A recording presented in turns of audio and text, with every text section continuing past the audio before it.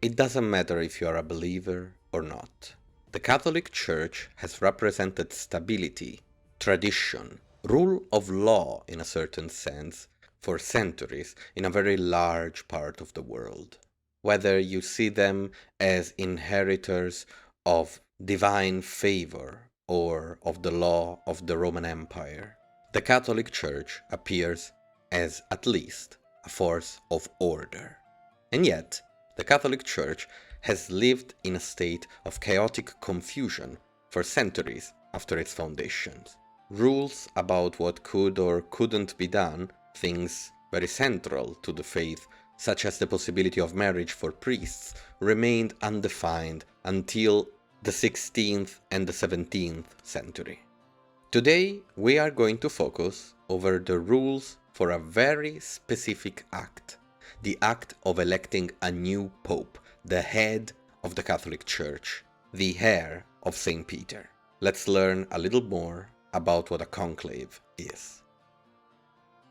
The word conclave evokes secrecy, grandeur, and ritual, but for most of church history, papal elections were anything but orderly.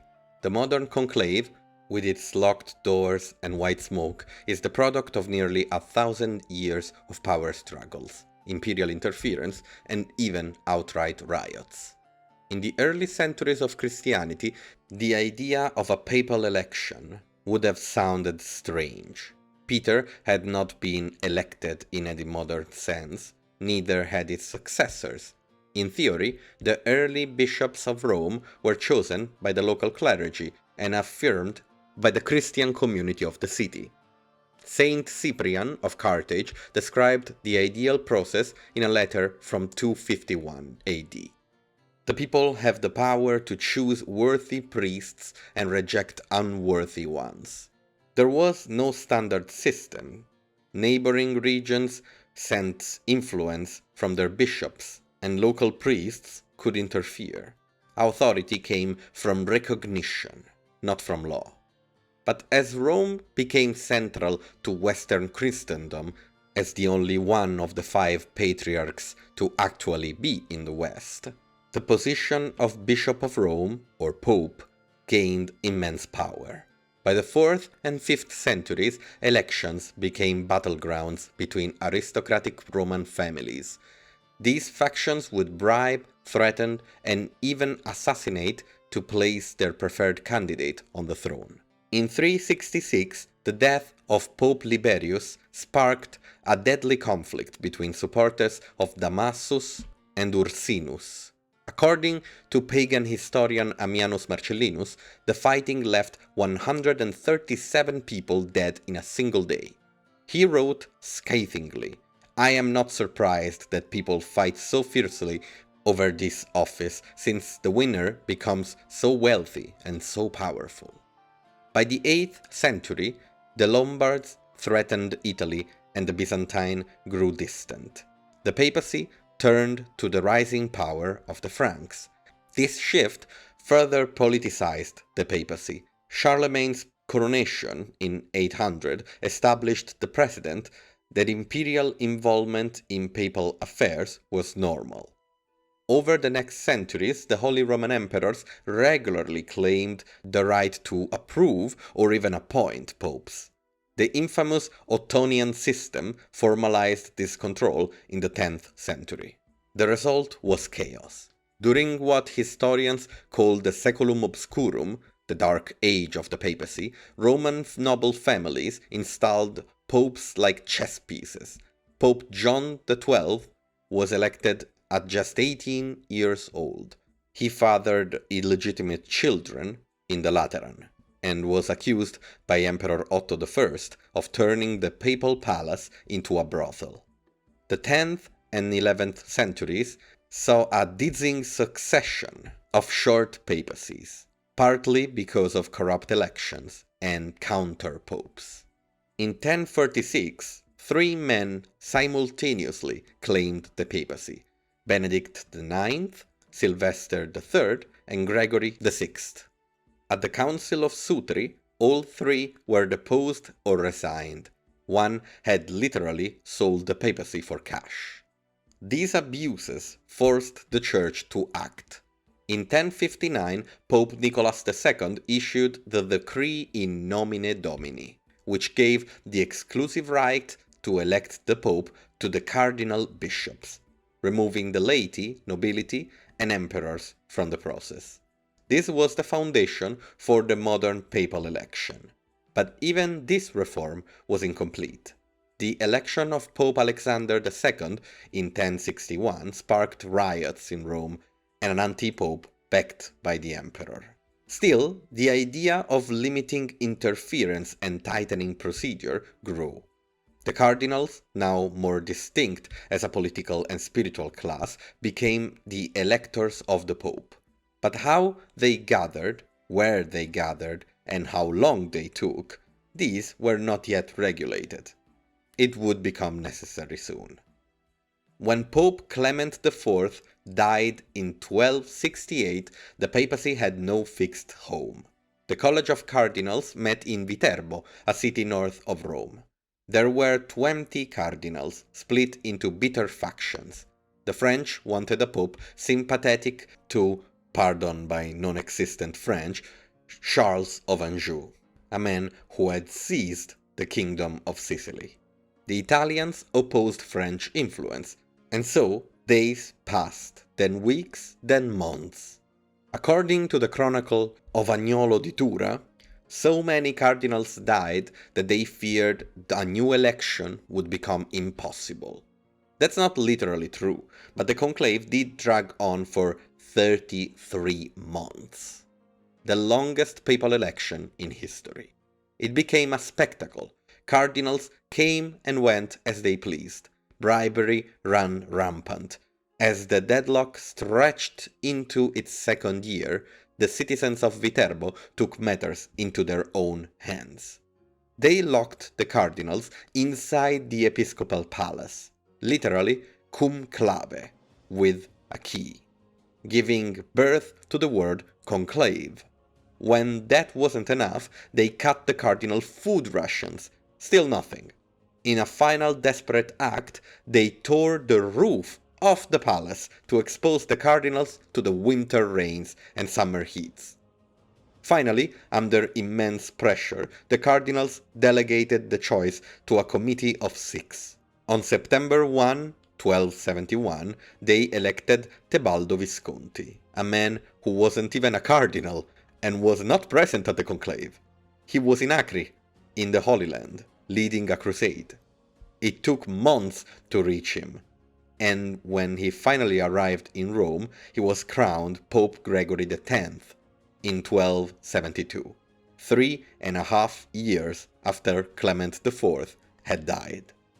Gregory was determined to prevent this from ever happening again.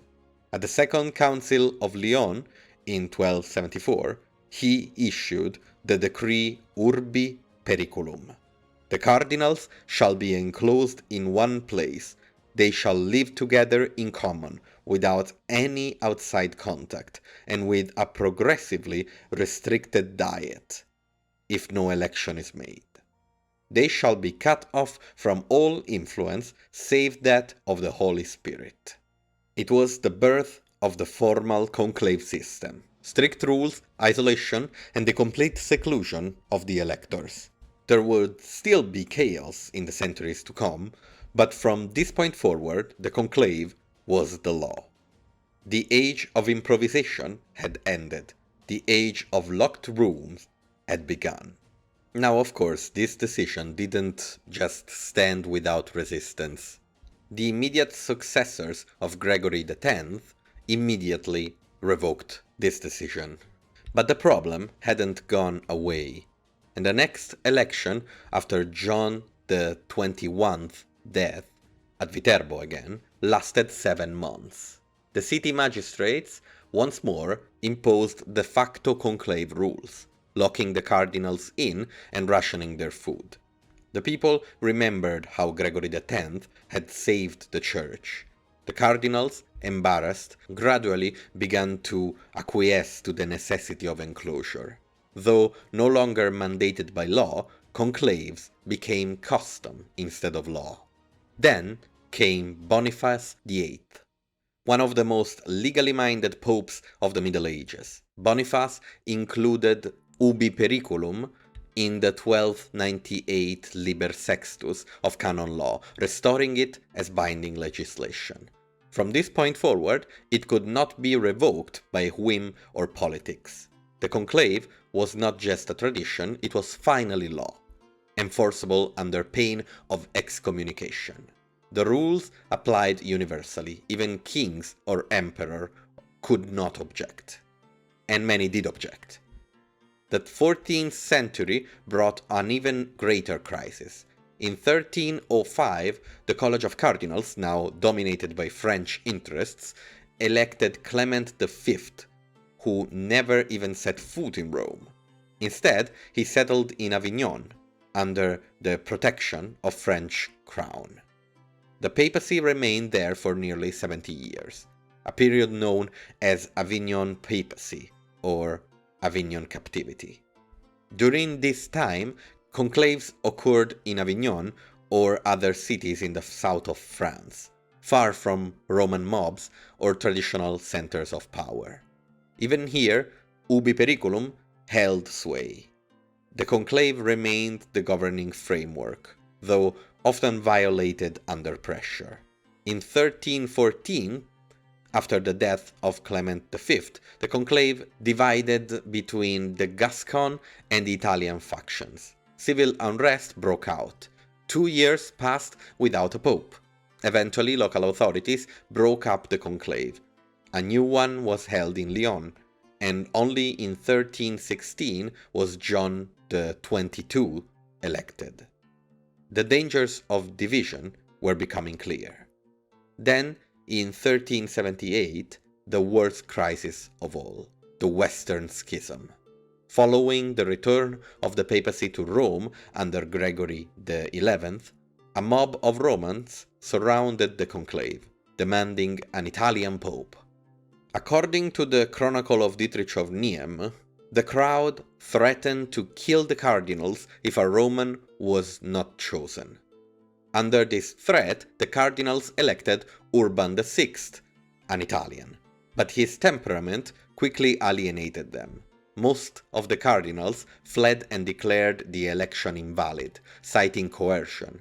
I mean, they were right. They held a new conclave in Fondi and elected a rival pope, Clement VII. 2 popes, 2 courts, 2 colleges of cardinals.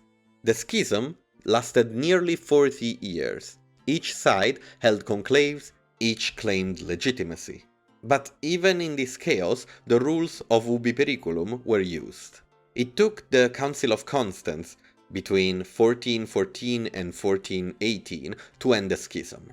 The council forged the resignation of one pope, accepted the resignation of another, and excommunicated the third. A new conclave was held with the approval of all major powers, electing Martin V in 1417. This marked a turning point. The conclave system, formalized by Gregory, tested by Avignon, and strained by schism, had survived. From there on, conclaves became more structured and ceremonial. Detailed ordos, ritual manuals, were written. Protocols were established. New restrictions were introduced, such as secrecy, oath, and even physical barriers, in order to enhance isolation. In 1458, the first papal election after the fall of Constantinople was held. This conclave elected Pius II, a humanist who praised the process for its ability to restrain factionalism. In his own account, Commentari Rerum Memorabilium, Pius noted, "In the conclave, the heat of ambition cools in the dark. Intrigue thrives in the open, but falters behind the veil." Meaning that without the ability to communicate with their allies and the external world, the cardinals were actually trying to elect the best person possible. With limits, of course. By the end of the 15th century, conclaves were held only in Rome, within the Vatican or the Quirinal palaces. The Sistine Chapel became the favorite location after the 16th century. giving rise to the now iconic image of cardinals under Michelangelo's ceiling, casting votes on slips of paper. But even as the system hardened, politics never left the room.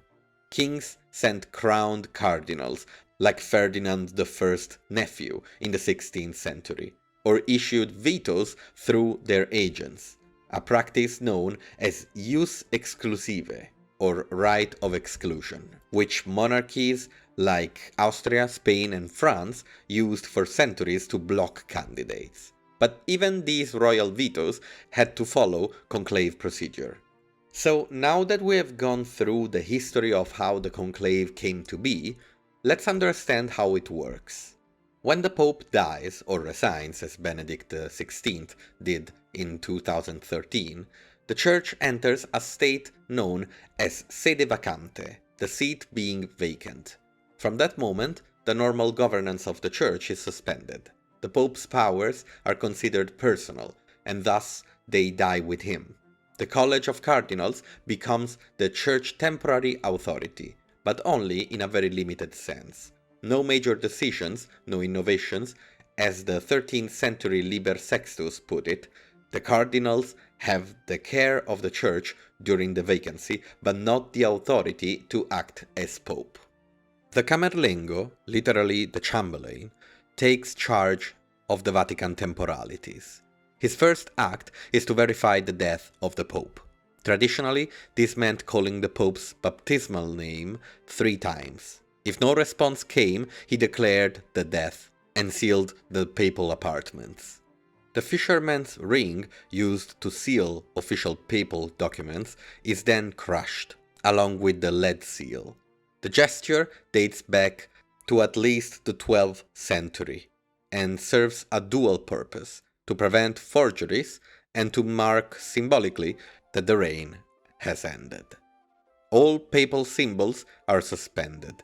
Even the Pope's coat of arms, before Vatican buildings, is covered. Preparations for the conclave begin immediately. All cardinals under the age of 80 are eligible to vote. The age limit was first imposed by Pope Paul IV in 1970 through the motu proprio Ingravescentem aetatem, and confirmed by John Paul II. The current maximum number of electors is 120, though this has occasionally been exceeded. The conclave begins no sooner than 15 days after the death or resignation of the Pope, and no later than 20. This is to allow the cardinals time to arrive from all over the world. During these days, general congregations of cardinals are held, preparatory meetings that discuss church business and the logistics of the coming election. And then the door is closed. As we said at the beginning, the word conclave itself comes from the Latin cum clave, with a key. They are literally locked in. The Sistine Chapel becomes the voting room, and specific residents, selected for this, nowadays called the Domus Sanctae Marthae, are used to house the cardinals during the process. Strict measures are taken to ensure secrecy: jamming service, guard, and an absolute total media blackout. No cell phones, no emails, no talking to journalists. Any violation is punished with automatic excommunication. Once the cardinals are inside, they take an oath, each one personally, before the entire college. I promise, pledge, and swear to observe absolute and perpetual secrecy with regards to everything that in any way relates to the election of the Roman Pontiff. And with that, the election begins. Each day can hold up to 4 ballots, 2 in the morning, 2 in the afternoon. These ballots are handwritten on specially prepared paper, with the words Eligo in summum pontificem, I elect as Supreme Pontiff, followed by the chosen name. The votes are cast in silence and placed in a chalice on the altar. The counting process is rigid, ancient, and public within the assembly. 3 scrutineers, chosen by lot from among the cardinals, unfold each ballot, read the name aloud. The votes are then tallied, sewn together with needle and thread, and burned. Traditionally, wet straw was added to the ballots to produce black smoke, fumata nera, if no one was elected. In 2005 and 2013, chemicals were added to ensure the color was visible to crowds outside. When a pope is elected, the ballots burn white, fumata bianca. A candidate must receive 2/3 majority to be validly elected. This rule, established as early as the Third Lateran Council in 1179, has been affirmed in every major reform since. For example, Ubi Periculum declared, "He shall be deemed elected who, by the agreement of 2/3 of those present, receives the greater number of votes." At no point can the cardinals vote by mere majority. Pope John Paul II briefly experimented with allowing a simple majority after 30 ballots, but Pope Benedict XVI later reversed the change, restoring the traditional requirement. If no one receives 2/3, the voting continues. Once the cardinal receives the required votes, the senior cardinal deacon asks him two solemn questions. Do you accept your canonical election as Supreme Pontiff? By what name shall you be called? If the elected man accepts, the election is final, even if he is not yet a bishop. For example, in the case of a cardinal deacon or priest, he is immediately ordained Bishop of Rome. If he is already a bishop, he becomes pope the moment he accepts. No further ceremonies are required to validate it. From this point, the new pope is dressed in one of 3 prepared sets of papal vestments, small, medium, and large, and led into the Room of Tears. This is a small chamber of the Sistine Chapel, and it is named by the emotion many new popes have felt there. The name appears in sources as early as the 19th century, including Ludwig von Pastor's Histories of the Popes, which recounts when Pius IX emerged from the Room of Tears, he was visibly weeping, having said, "God forgive me, I am unworthy." Then comes the public announcement. The senior cardinal deacon appears on the balcony of St. Peter Basilica and declares, "Annuncio vobis gaudium magnum, habemus papam." I announce to you a great joy. We have a pope. He then gives the name of the pope used before the election, followed by the name he has chosen as pontiff. Soon after, the new pope appears and gives his Urbi et Orbi blessing to the city and to the whole world. And so this is how a pope is made, but as you can imagine, lots of funny or crazy or absurd things happen during conclaves. So let's go through these and try to learn some history of the church and have some fun along the way. Let's start with the election of Alexander III. The conclave was organized for 1159 and he was elected with a good majority. And yet, Rome rioted against him. The city wanted to be free from papal influence, a free city just like many others in Italy, and so the Pope had to flee. Before even being anointed, his consecration was in 1160 at Nympha, a city at the border with the Kingdom of Sicily. Now, while all this was happening, there was another Pope, Vittore IV, elected by the minority of the conclave, and he was with the emperor. So from one conclave came 2 popes. Now, for just a moment, let's break our historical walk with a legend. The legend of Papissa Giovanna, the female pope. According to popular myth, Joan, or Giovanna, was a woman who disguised herself as a man to ascend the papacy in the 9th century. She supposedly reigned as pope for a number of years until her true identity was revealed, when, in a very dramatic fashion, she gave birth to a child during a public procession. This story, though widely circulated in medieval chronicles, is highly contested by modern historians. The earliest accounts of Pope Joan date back to the 13th century, long after her alleged reign, and there is no contemporary evidence to support the claim that a woman ever became pope. Nevertheless, the myth has proven persistent, and as you know, in this channel we like history as a science, so everything tells us something. Maybe Pope Joan tells us something about how people thought, what people desired, their dreams.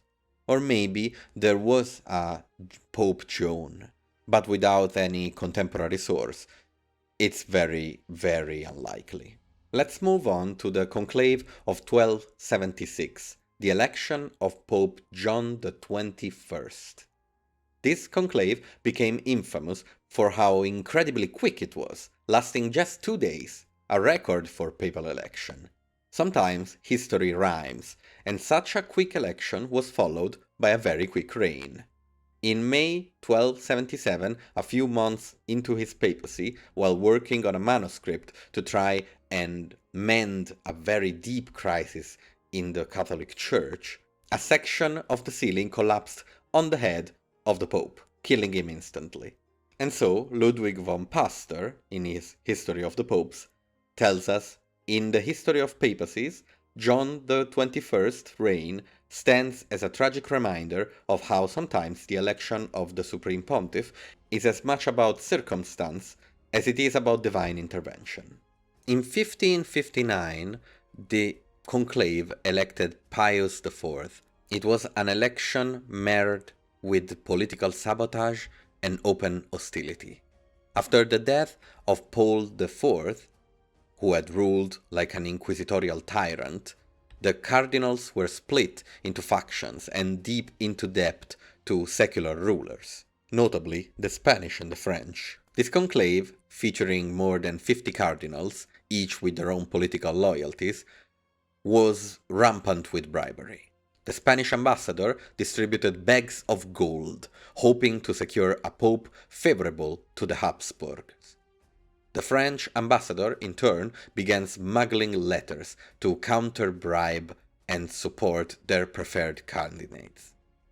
At one point, violence broke out inside the conclave.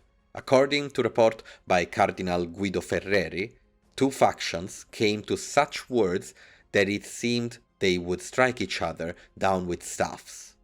In the end, Giovanni Angelo Medici, a moderate supported by both sides, emerged as a compromise candidate. He became Pius IV, remembered more for his level-headed reforms than the chaos surrounding his election. Now, here's an interesting one. In 1903, we record the last official use of jus exclusive, the veto. The Austrian Emperor Franz Joseph I exercised this right through Cardinal Jan Puzia, vetoing Cardinal Mariano Rampolla, who had been leading the vote. Rampolla had served as Secretary of State under Pope Leo XIII and was considered too progressive and too pro-French to the Austrians. The veto sent shockwaves through the conclave, and although the cardinals did not immediately comply, Rampolla saw quickly his support crumbling. Eventually, Giuseppe Sarto was elected Pius X, and immediately after being witness to it, he banned any future exercise of secular veto power. Now, moving back to the 12th century, according to scattered accounts in German chronicles, a con artist known as Magister Militius managed to pose as a cardinal during a papal interregnum. Allegedly, he infiltrated the early stages of a conclave, posing as a cardinal from the Holy Roman Empire. Though the details are murky, the story claims he managed to vote once before being unmasked by another cardinal who recognized the fraud. His punishment, allegedly, was excommunication and public flogging, though no official church records confirm the event. Whether fact or medieval urban legend, the story serves as a reminder of how chaotic and loosely organized early elections could be. Finally, one last story. The Conclave of 1492, perhaps the most infamous of the papal elections. A brutal mirror reflecting the corruption, decadence, and violent politicking of Renaissance Rome. When Pope Innocent VIII died in July, the College of Cardinals became a marketplace for bribes, alliances, and betrayals. At the center of this storm stood Rodrigo Borgia, vice-chancellor of the church and master manipulator. Rodrigo had been playing the long game. He had amassed extraordinary wealth, not just in money, but in benefices, favors, and influence, most of which he now deployed openly to secure votes. According to the diarist Johannes Burchard, master of papal ceremonies, 4 mules loads of silver were seen entering the house of Cardinal Sforza.